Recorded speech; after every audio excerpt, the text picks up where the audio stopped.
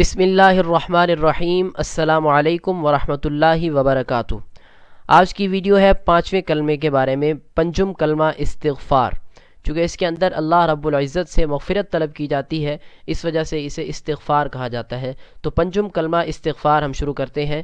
بسم اللہ الرحمن الرحیم۔ استغفر اللہ ربی من کل ذنب اذنبته عمدا او خطأ سرا او علانیة واتوب الیہ من الذنب الذي اعلم ومن الذنب الذي لا اعلم انك انت علام الغیوب وستار العیوب وغفار الذنوب ولا حول ولا قوة الا باللہ العلی العظیم۔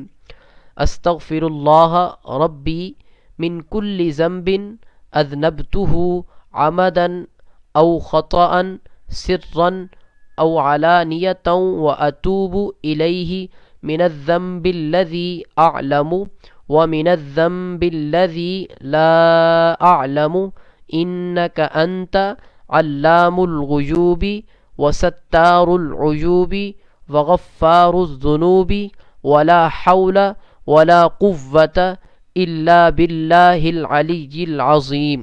ترجمہ کیا ہے؟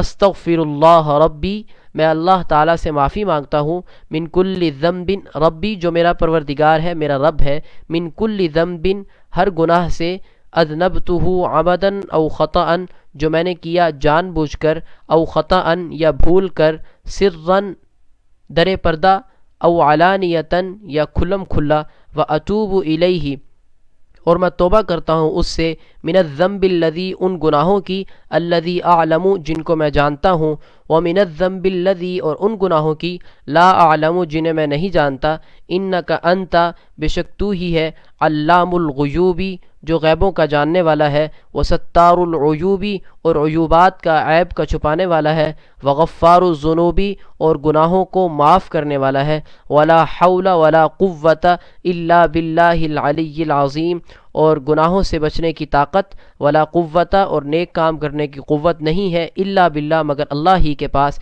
العلی العظیم جو عالی شان ہے، العظیم عظمت والا ہے۔